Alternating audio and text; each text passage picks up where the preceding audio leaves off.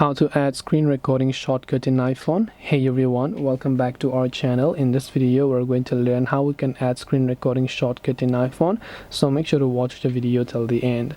Now if you want to add a screen recording shortcut on your iPhone, so just like this, whenever I swipe down right here, you can see a screen recording shortcut on my control panel.